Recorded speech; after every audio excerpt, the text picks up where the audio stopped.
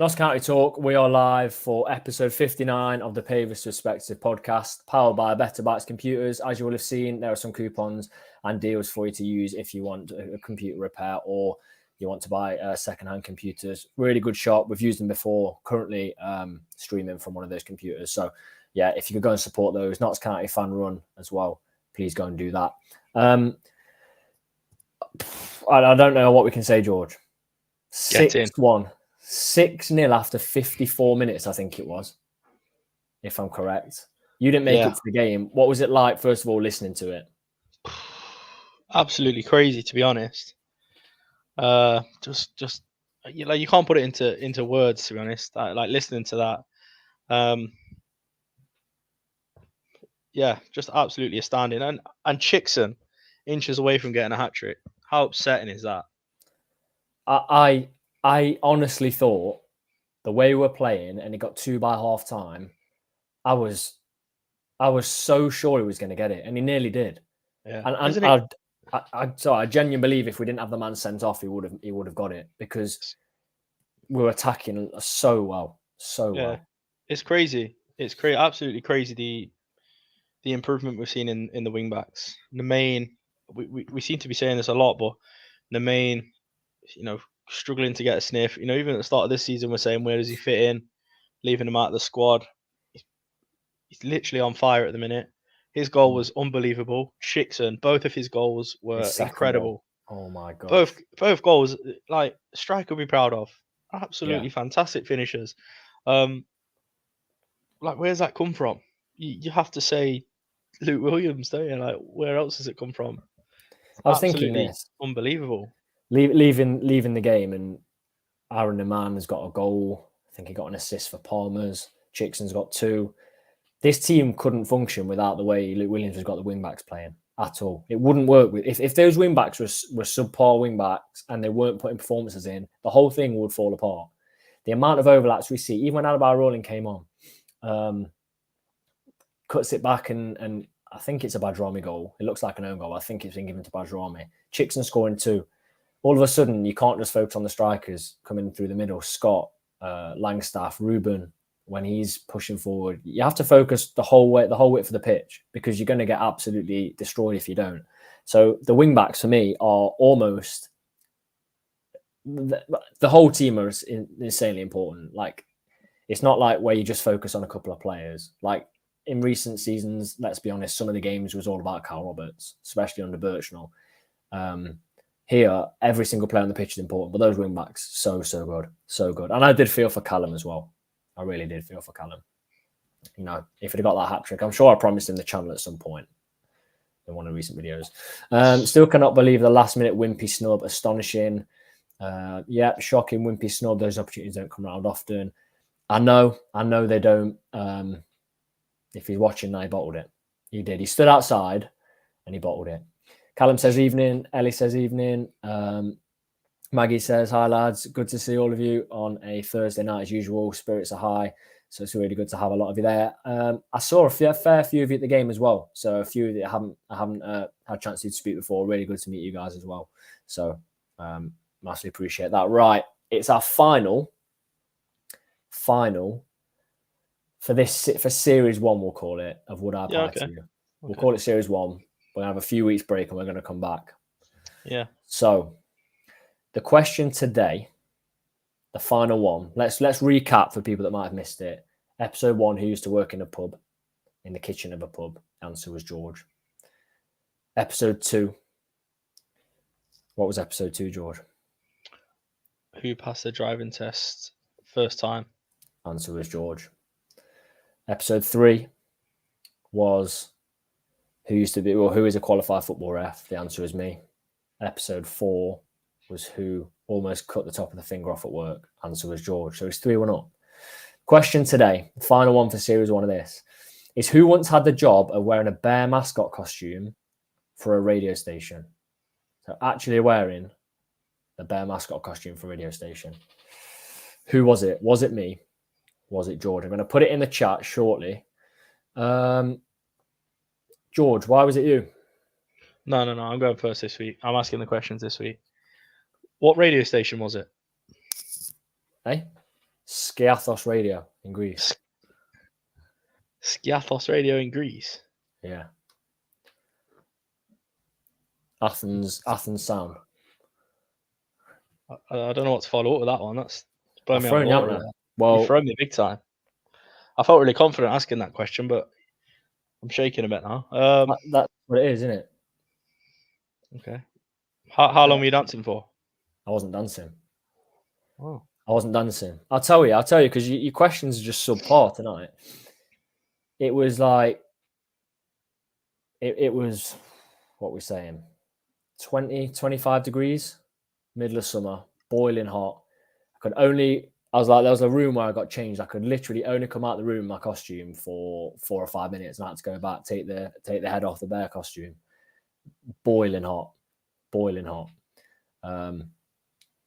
50 or 60 quid for it, for like an hour. Well, it's supposed to be a couple of hours work. Ended up in the costume for about 25 minutes. So there you go.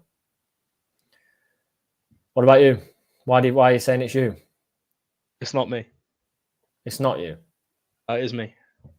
Bit of reverse psychology here. Yeah, I love it. What was the bear like wearing, or was it just a bear without clothes on? No, it had like a stripy t-shirt. It was Did like yellow stripes across, like hoops, and yellow and yellow and white, I think, and then like blue shorts. Was it? Yeah. Yellow and blue. Look dead smart. Look really good, yeah. What time of the year was it? It was summer, so it's roasting. Was it? Yeah, that's why you've asked me that question, because I remember telling you. Right. I was absolutely sweating in that suit. Okay. I remember telling you. So you I've stolen it, have I? You've stolen it, mate. Right, I'm going to put that in then. Who once had a job wearing a bear mascot costume for a radio station? Let's see. It's in the chat. Let's see what you guys think. I'm back now to the more sensible, the actual football. We spoke last Thursday. We said if we come away from Maidenhead and Wealdstone with 6 points, we'll be delighted. We said we'd also be happy with 4. Obviously, we've got the 6. We've done it by scoring 9 goals, conceding 1. Obviously, we've got the red card for Brinley, but does it come at an okay time? A 1-game ban. If it was going to get no ban's good. If he's going to get the ban, I'd rather it be now than later down the line against, I say, a trickier opponent. On paper, there is no easier opponent if you look at the table than Torquay. But we're at the point now, isn't it? Every week we say, "Oh, I worry about this team," because it's a typical Notts thing to do. When do we stop saying that? Because we've said it for about the last 5 or 6 shows. A typical Notts thing to do to go and lose this game. One of them was 6-1. When do we stop saying that? I don't think we do. Years and years and years of being a Notts fan, it's literally embedded into our DNA at this point, isn't it? That even though we're doing really well, confidence seems really good, mentality seems really good in the squad as well. You just feel like at some point it's going to switch and go the other way. Because like in our lifetime, obviously the only real positive we've seen was the promotion that was pretty much built upon lies, wasn't it? The Munto season. Yeah, we had a ridiculous squad. This squad isn't, it's obviously had a decent budget, but it's not the best budget in the league. But without a doubt, like there's not been money on top of money thrown at it. No, it's been just sensibly done, hasn't it? The money from the Birchnell going to Forest Green, Carl Roberts. Yeah. So yeah, for me, I think I'm going to be like this all season until it's secure and in the bag. I'm going to be like that all season because for me, Torquay are a bit of a bogey team. But we always seem to struggle against them. I don't know. They just always seem to pull it out of the bag against us, don't they? But it's another one of those where if we turn up on Saturday and we play really well and it's a high-scoring game, which, like you said, on paper, we really should be beating them and we should really be beating them well. It starts to persuade you a little bit more, doesn't it, that this is the season? And don't get me wrong, it's still October. Yeah. I'm not getting ahead of myself because, like I've just said, we've been not signed for long enough now. But there's definitely something brewing, isn't there? It's obviously it's better than it has been that whilst it's been down here. I think it's better than possibly top 3 starts ever in Notts history. It's incredible. You can't write that off, and that is something that we're going to have to see how it develops through the season. But for me personally, you can't just be like, oh, that's it. We've turned the coin now. We're not like that anymore. Because there will be at least one time this season where we go somewhere thinking we're going to win. It'll probably be Eastleigh. Yeah, probably be Eastleigh. All it takes is 2 or 3 injuries. Yeah, exactly. I mean, takes a red card here. What if there was another injury at centre back? Then what do you do? Because it sounds like Baldwin's going to step in for the Torquay game.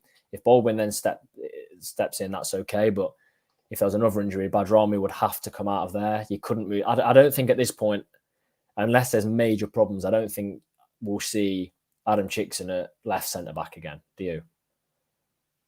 I don't think. I think he's way too good at wing back. Unless really, really needed to. Yeah, I agree. Yeah. And I would rather then loan someone in ahead of putting Chickson there.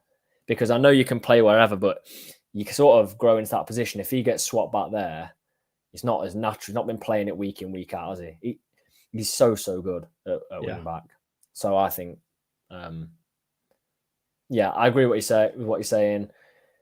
But at the same time, Notts would have drawn that game They did draw that game last year. They drew it 0-0. And we've gone. And part of me thought, okay, maybe we'll go and do it. Maybe as nervous as I was for that game, I thought maybe we'll go and win 2-0 and it'll be nice and comfortable. Well, that scoreline was gone by half time. Like 4-0 at half time, and then come out and be as good as we were. It was, I know you didn't get to go, but being there, it was like when Langstaff went through and missed a couple of chances, you couldn't believe we were missing because we were that good. Yeah, and I think that if you have the time to watch through all our videos from the previous National League seasons, I'm saying 1 in 2 games, we'll mention something about how clinical we weren't. Yeah. We were mentioning it all the time. We had the chances, we create the chances, but no one was there to put them away. All of a sudden, you've got your wing back scoring, Matty Palmer scoring, who never scores. Not because he's not because he's not a goal scorer, just because he's always too deep normally, isn't he? And we've got Langstaff, who you'd back to score any 1-on-1, or even in a half decent position. You put even Scott, Ruben, or some of the goals Ruben's scored. Fantastic player. So that literally is it. I've not seen the XG for the game, but I'd be interested to see it because I don't think it'll be as high. It won't be anywhere near 6. No, it won't. It definitely won't. We did talk about that last season, non-stop. I got sick of saying we just don't take our chances. Yeah. It's funny as well because Chickson's come in at the back post in like 3 of the last 5 games and missed a sitter. And then he puts them in bottom corner and top corner. Absolutely unbelievable. If you work it out, if he was to carry on the way he is, he'd be on almost 15 goals from win back this season. And do you know what I like? There was a lot of talk about us being a one-man team because Langstaff scored so many goals. And then all of a sudden, you look today and you look at 6-1, and I'm guessing people were thinking on their Sky Sports app or whatever they were using, they were going to click on it and it would say Langstaff 3 or 4. What's better and more worrying for other teams is they would have clicked on it and it would say Langstaff scored 1. And then, like you said, goals from wing backs, midfielders, with the rest of it. Like, that's more worrying for teams than Langstaff scoring, because if he's scoring 1 out of 6, there's a problem for other teams. There is a problem. Lee said, did anyone see the Wilstone manager and captain's interview after the game? Said we're the best team in non-league. Yeah. We posted like a snippet of it. It says the best team he's ever seen in the National League. And that's saying something. We've never had that kind of praise. We've had people saying we're good. We've never had that kind of praise. So, yeah. We've just got to take it a game at a time. I will say this. We played Friday last week, and it was nice to get the victory. And then we could just watch the results come in, couldn't we? We were in our group chat just watching the results come in. And I always like to see what the other fans are saying. And Wrexham drew at Boreham Wood. And I went on, and it wasn't just Notts. It was I had to scroll down about 20 tweets before I saw a Wrexham fan talking. for me, I'm not anyone to say what people should be tweeting or not, but it's way too early to be going in replying to other teams, laughing at them for drawing games, because that's going to come back to bite you. If that was Notts, I'd be wanting Notts fans to screenshot the replies of other people. Like if that was Wrexham fans in our replies, way too early. We could go on the same run that Chesterfield have gone on and lost 3 in a row. I don't think it would. I hope it doesn't happen. Touch wood, I don't think it will. But the league could change like that. Their fans were thinking they were unbeaten. They were the only unbeaten team in the league about 3 or 4 weeks ago, and now are they 8 behind us? And 8 behind us, and there's already talk of it being a 2-horse race. So I just think focus on Notts. I get football is all about having a laugh and banter with other fans, but I'm not going to be tweeting anything like that because it could definitely come back to bite us. Definitely. I don't know what your thoughts are on that. I just think it's a dangerous game. It was 14 games into the season at that point. Yeah, I don't know. Yeah, I agree. I've already said we don't think we should get carried away. Yeah. I mean, it's just banter in it. It's football banter. It is. I think you've got to enjoy it sometimes because, like we've already discussed, it might not happen. It might happen. So I think whilst you're on the good side of things, it's nice to have that one up sometimes in it. So I can see why people do it. It is. But then it could haunt you in the future for sure. Yeah. It is. It's all a laugh in it. And I'd just like to say as well, Stockport had the league wrapped up with about 6 games to go. They were what? They went like 9-10 points clear, and then they lost to Wrexham, and then they almost bottled the league. And they could have lost it on the final day. So that's how close it can get. Chris says the last couple of seasons, the team that started on fire inevitably drop off. It's true. Remember Torquay? Where are they now? Yeah, I agree. The only thing is there's so much talk in all of the presses, especially from Williams, about not letting us get carried away and take it one game at a time. Now, there probably was a bit of talk of that in the other teams' presses when they were top, but yeah, I think if we can get to a point where we pull away, and the fact Wrexham are so good means you can't have an off day. So we're kind of making each other better, I think. We could be, if Wrexham were 8-9 points behind and they didn't have the firepower they did, I'm guessing it would be pretty easy to become sort of lax with the performances. But yeah, it just goes to show you, doesn't it? Just sort of that evolution of manager. So realistically, when the owners come in, we had what's his name? Neil Ardley. We had Ardley. Then they sack Ardley and get Birchland, and you think Birchland was a good manager. Luke Williams is just above it. He's so much above it. And for me, you worry that if it doesn't happen this season. Yeah, but can I say that? No, I'm not even going to say it. I'm going to save this for a later episode. There's no point saying it now. I'm positive. Okay. All I'll say, well, I won't say it. If we weren't to go up this year, I think we'd be okay because of the assets we have at the club.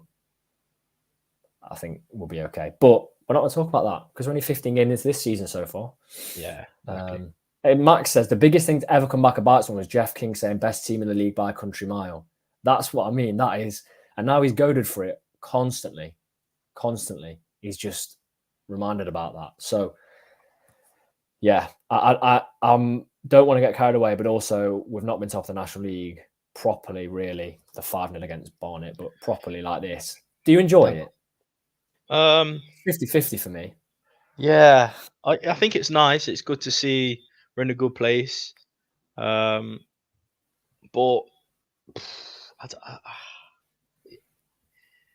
it just feels like it's nice to. It doesn't mean anything yet, does it? No. We're top of the league. We're playing well now. Realistically, it's good. It's obviously going to the games. You feel confident. There's a bit of more of a buzz around the place when you go to games with the fans, even with the players. You notice it. But it doesn't really matter, does it, until the end of the season? That's when it really counts. You've got to pull it across, the entirety of the season, not just 15 games. And I'm going to hold that mindset. I've always been like that anyway, but I'm going to hold that mindset for the entirety of the season. Unless we're really, really far ahead, ridiculous, got like 12 or 15 points or something like that. Well, then that's when I'll start getting confident. But I can't see that happening. I really can't. No, I know Wrexham have dropped points here and there. must have been top. But all it really takes for us is to lose and for them to win, and that's it. It's gone. That's why Tuesday was good though. Because Tuesday was good because we now have a better goal difference than them, which now would and if we keep doing things like that, like I know we're going to talk about Torquay in a minute, but on paper we should be battering them. Yeah. They're 4-1 at home to Altrincham, conceding for fun. It's like 15 games without a clean sheet. They had a clean sheet this season. I don't know if they have. I'll have a look at that in a second. But we want to get to the point where even if we lost the game, Wrexham would have to score a silly amount to catch up. And at the minute, they score a silly amount, but they also concede a lot as well. So it's going to be tough. It's also had to say Wrexham have had their tough away games, haven't they? They've had Notts, they've had Chesterfield. We've had those two, but at home. So long season. What I will say, and you might not be able to give me an answer on this one. Do you see the league winners being one of the top two right now? Yes. I 100% do. Yeah.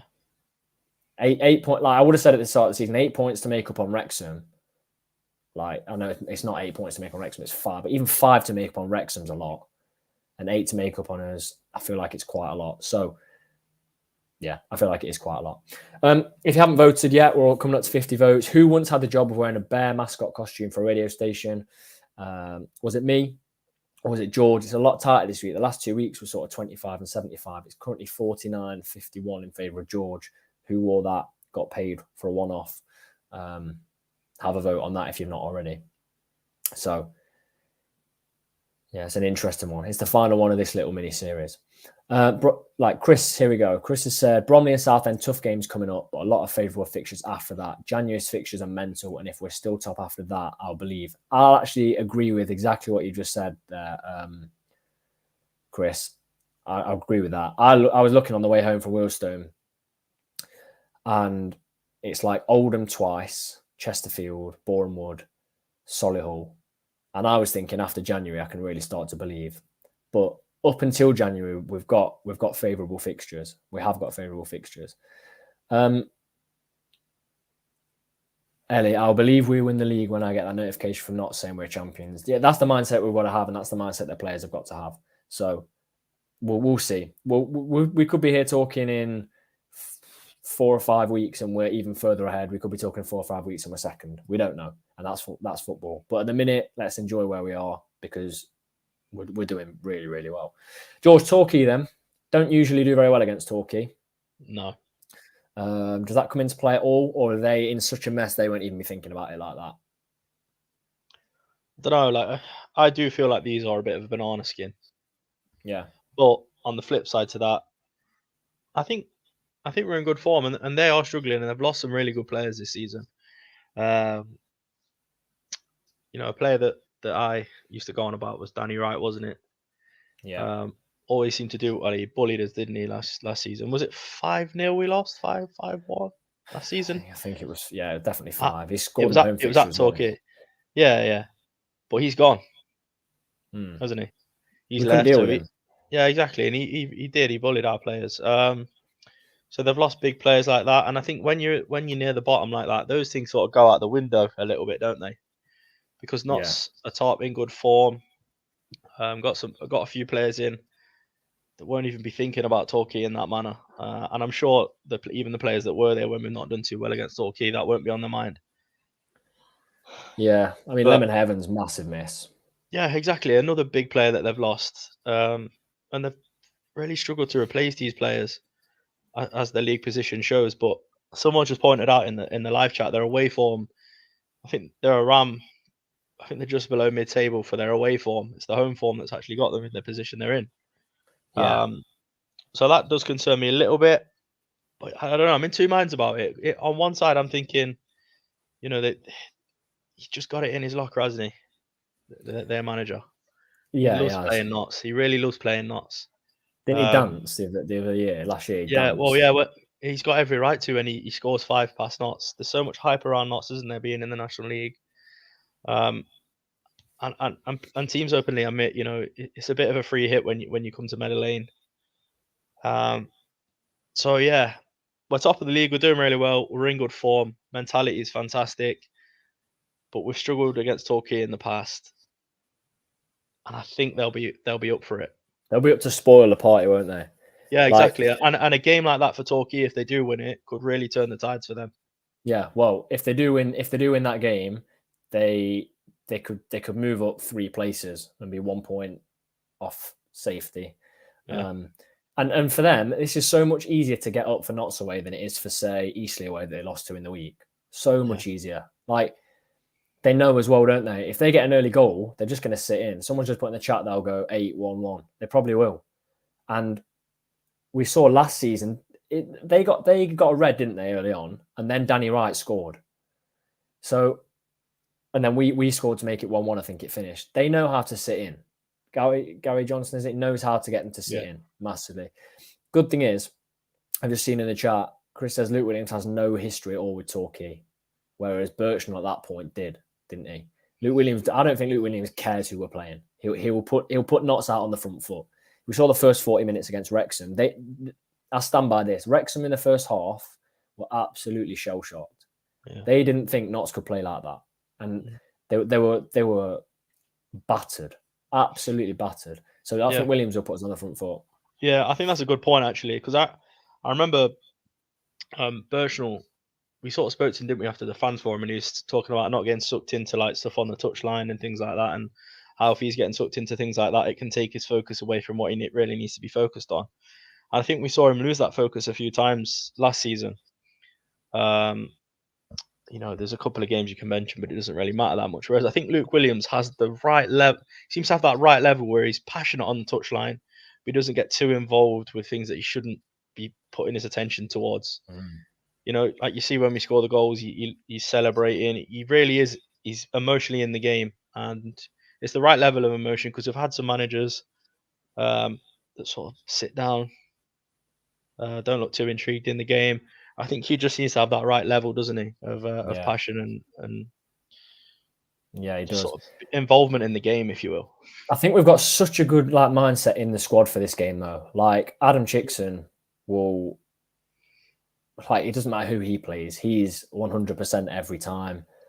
Rawlinson, Cameron, they'll be fine for this one. Slocum's got a calm head. Like Matty Palmer, you've said on the channel before, one of the calmest players we've got. Like, he got smashed the other day. Maybe the Aldershot game, just stands up, doesn't care.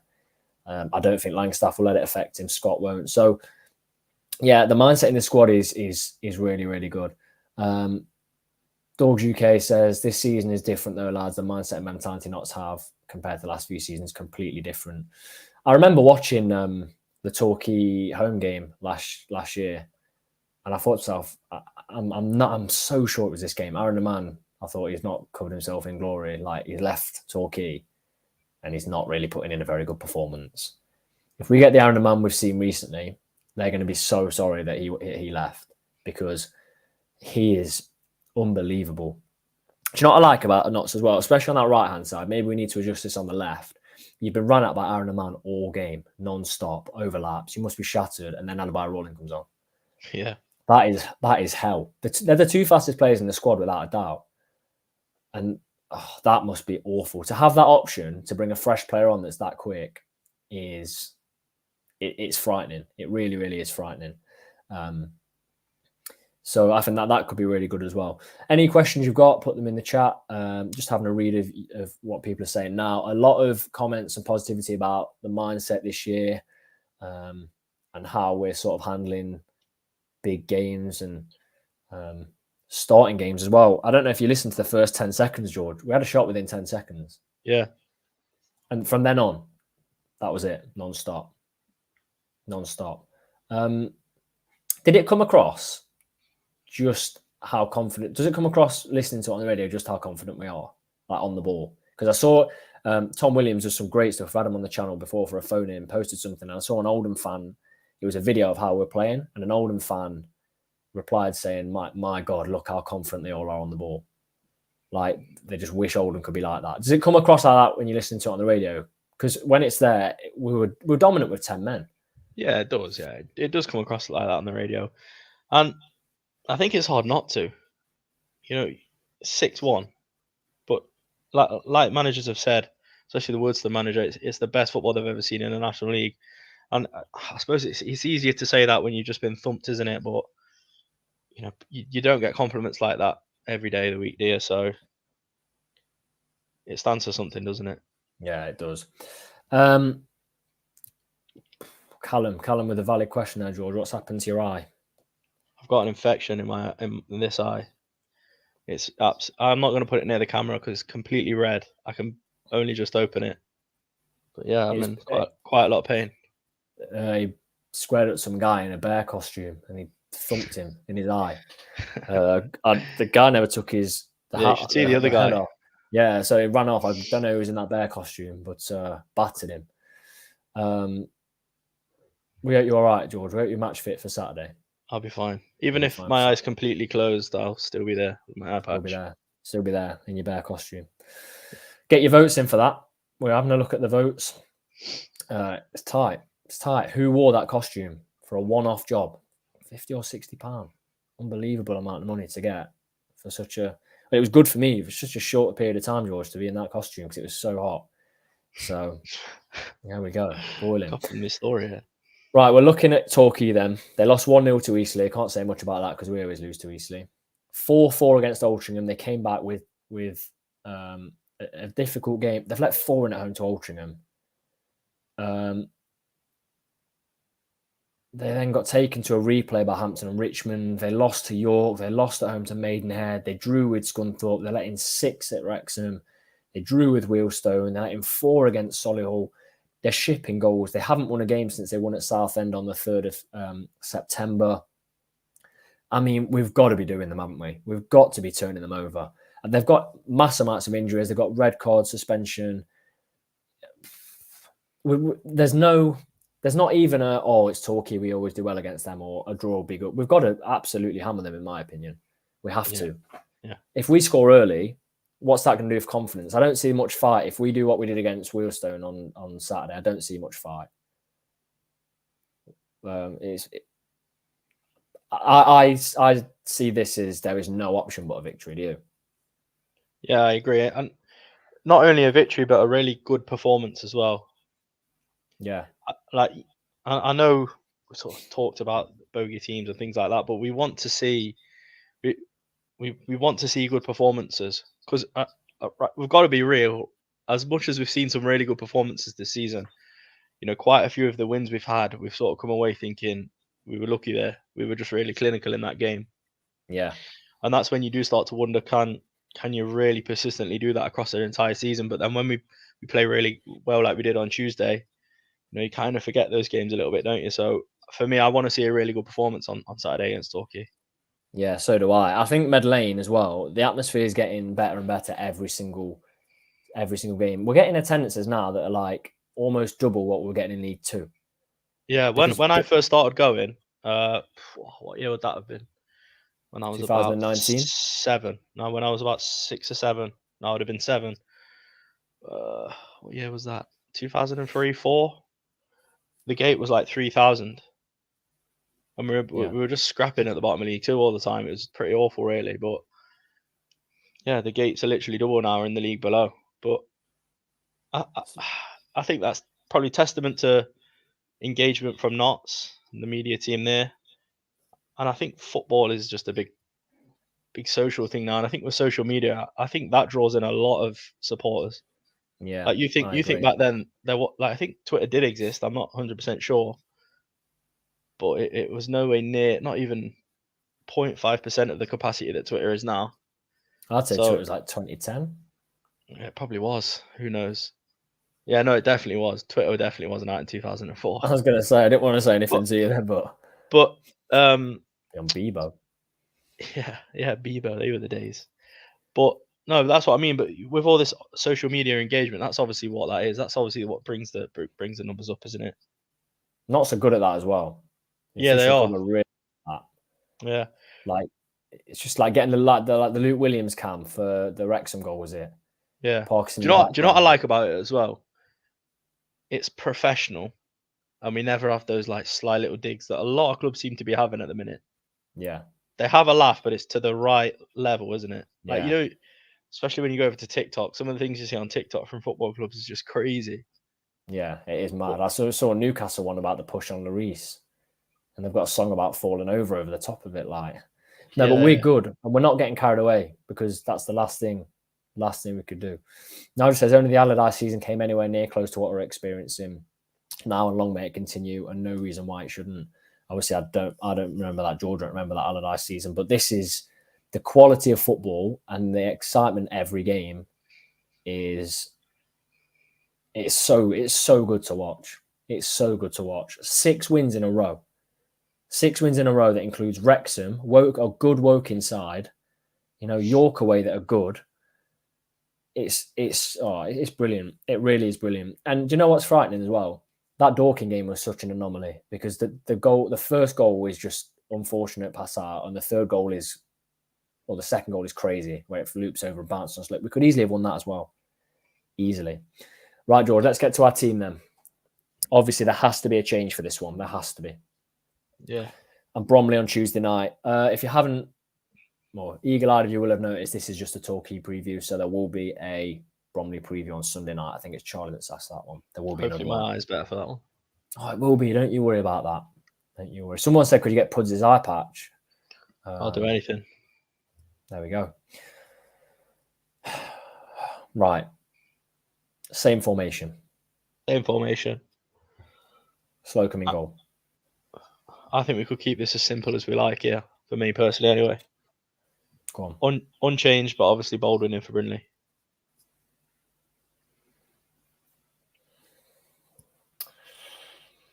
Say we win again. Say we win again on Tuesday. So say we win again on Saturday. Yeah. Do you then go unchanged again for Tuesday, because we have Saturday off? Yeah. Do you reckon 3 games in a week with only Brindley changed? Yeah. I'm speaking way ahead of this. If we are 2 or 3 up against Torquay, we can rest people again and almost play like a 70-minute game, because that's not me being arrogant. If you're a Torquay fan watching, the last few home games we played 70 minutes and then just switched off and just passed the ball around. So I'm going to go with you. Exact same team, and Baldwin in at centre back. You've got to think as well, like if we are doing well in those games, we can rest players. And we've seen it this season. Yeah. Dog says Badge to drop centre back and Austin to come in. I initially thought that as soon as the red card went. I turned to Will and said that, but I think by the sounds of midfield. By the sounds of it, Williams wants him in midfield. I think when he was asked after the game. Interesting one. Interesting. Right, George. Score predictions to come, but we need to do the poll first, don't we? And you're that man that reveals the results. I'm the poll man. What I applied to you. Last one in the episode for years. Couple of weeks. We'll go with it. We're back to the polls after this. Who once had a job of wearing a bear mascot costume for a radio station? 44% say Tom. 56% said me. Tough, isn't it? Tough. A lot closer than the last 2 weeks. It is. Is it going to go 3 for George, 2 for me, or 4 for George, 1 for me? George, did you once have the job of wearing a mascot costume for a radio station? No, I didn't. You'd never catch me doing something like that. £60. £60 for 2 hours. You do anything. Half of it was sat in the back having a drink. No, there we go. So for the 44% of people that voted me, it was me. We're not letting George have four ones about him. No way. Yeah. Yeah. And what I said was true, apart from it being in Athens. It wasn't in Athens. I just tried to throw George off the scent. But it was baking hot, and I could only do like 5-minute stints. So easy money in the end. Easy money. Right, score predictions then. What are you going with? Difficult one. I'm going to say... Someone's just voted me after the poll's finished. We know who you are. Go on. I'm going to go for 3-1 Knots. Okay. I don't think we keep the clean sheet. It'd be great if we did, but I don't think we will. Ruben, Maka, and Cameron, why not? Imagine that. I'm going to go 4-0. 4-0. And if we're walking out of that ground 3-1 or 4-0, we're like a steam train that's not being stopped. I mean, the biggest test is Tuesday night. That's brilliant. It is good, isn't it? That's brilliant. I've written that down. like Post it note. Yeah. Did you like the vlog the other day? I said the attack was electric. Bringing Yeah, out I love it when things get likened to being electric. Adjectives. We're electric. You got to say it, yeah. Electric. Chris is 100%. He's got series 1 of Would I Party 100%. Well done, Chris. I don't believe it. Max says 4-0, Ruben, Scott, Langstaff, and Cameron. Oh, I didn't get my goal scorers.